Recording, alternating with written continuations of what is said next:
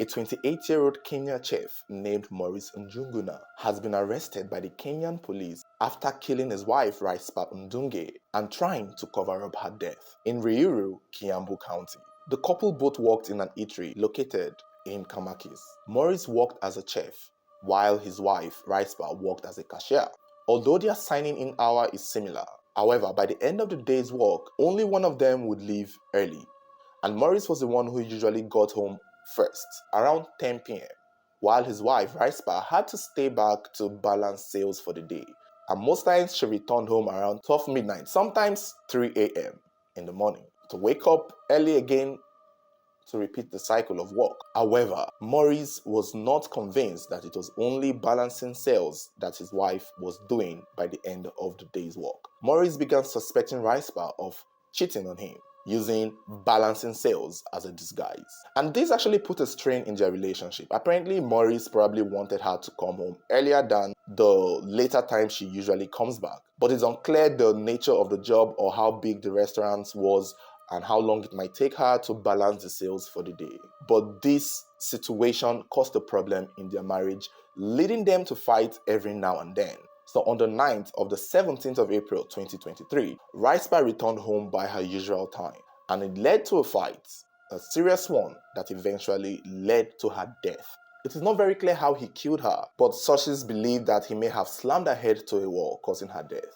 However, what he did after she had died is what many people consider the most stupidest thing ever. Again, this is where a lot of people get it wrong. A lot of people in such delicate situation.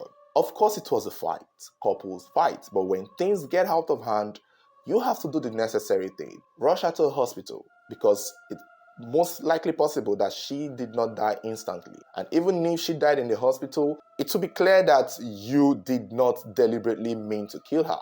And that is why it is hard to tell when the victim is caught by the end of the day if they meant to kill the person or if indeed it was an accident that happened during a fight. Because what Maurice did next after his wife passed out during their fight shows that he might just be as sick as he appears to be.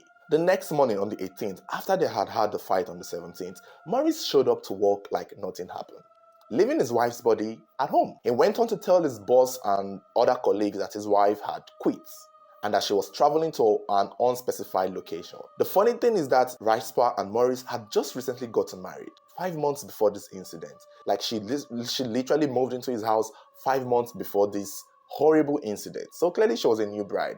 And obviously they did not have children. That is why maybe the fight went as far as it went. So after convincing his colleagues and his boss that his wife was no longer working there and that they should get someone in replacement, he went on to do his work as a chef, made food, went on about his day like nothing happened. So after work that day, on his way home, he bought a sack bag and a traveling suitcase. It was said he stuffed his wife's body inside the traveling suitcase and put the suitcase inside the sack bag.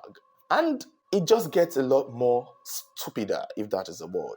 After doing that, around 9:30 p.m., he dragged the sack bag of suitcase containing his wife's body and dumped it in front of another house, not very far from his. Still in the same community, still in the same county. And by daybreak, the owner of the house where Rispa's body had been dumped found the suitcase, found the body, and realized what was inside, and immediately informed the police. And of course, it wasn't very long before the killer was found.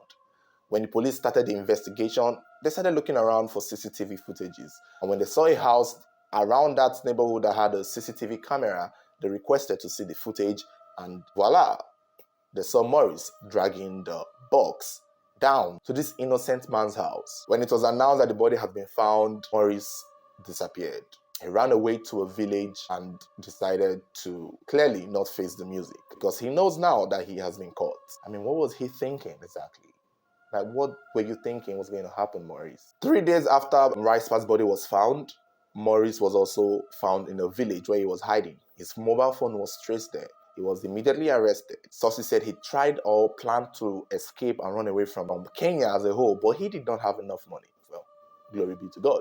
He was taken back to his house so he could explain how he killed his wife, and when they went back home, they still saw bloodstains of his deceased wife still in the house. Clearly, he hadn't cleaned up. And that's how you know that he was probably panicking or scared as to what to do after his wife passed. The writing should have been taken out to the hospital, and you will still get to face the music then, but at least it will not make it seem as though you did it deliberately. You may just go in for manslaughter, but now that you've been caught escaping, disposing of her body, yeah, you will face murder charges. Ironically, another suspect was arrested regarding the death of Rispa, and that was Morris's cousin, Francis, because it turns out that after Rispa died, Morris gave Rispa's phone to his cousin, Francis. Sources believe that he was also in the house when the fight happened and might have helped him dispose of the body, but the CCTV camera only caught Morris, so the only thing implicating Morris's cousin was a mobile phone that belonged to Rispa.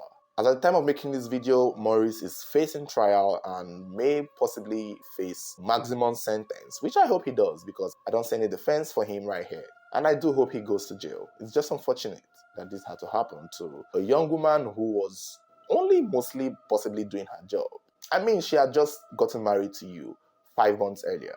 And if you had an issue with her with the job or coming late at the job, Morris, you could actually stay with her and help her do the cashier job. If you thought she was cheating on you, then stay back with her. As a husband and as a wife, shouldn't that be what you should do? It's you guys both work in the same place. Stay back, help her, balance the cashier, and you both go home together. Or you go home and balance it at home. Because I understand that there is no reason why somebody would have to stay at their workplace up to 3 a.m. to balance what and then come back. No, that I can understand the frustration there, and I can see why Morris may have been suspicious. But at the same time, there was a clear way out of this. There was a way this would have been avoided. The first way would have been Morris, like I said, staying back with the wife to finish her job. Maybe with him, she would be done faster. And then they both go home at the same time. That way you can't suspect her of branching out. Or find a way to take the work home and you let her work at home to balance what does she need to balance it? Maybe if they needed a computer, I guess. And if that wasn't conducive enough, it would have also made sense if, she got another job that did not take so much of her time. I just felt this would have been fixed in a better way. Couples go through this a lot. It's easily fixable. It's so unfortunate. But you guys let me know your thoughts. Let me know what you think about the story. Don't forget to like, share, comment. And if you haven't subscribed, do well to subscribe so you don't miss out on any new videos that come on. You can also click on the bell button to turn on notifications. So whenever there is a new video, you'll be the first to get notified. Thank you for watching.